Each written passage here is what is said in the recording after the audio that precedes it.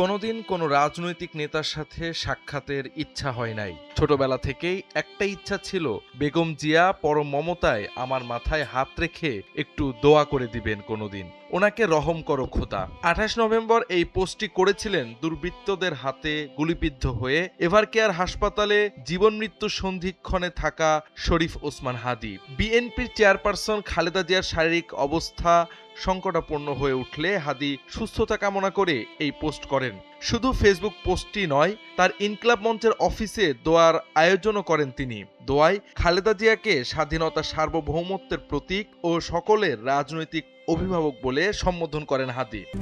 RICL TMX, যুগের পর যুগ স্থাপনা থাকে মজবুত।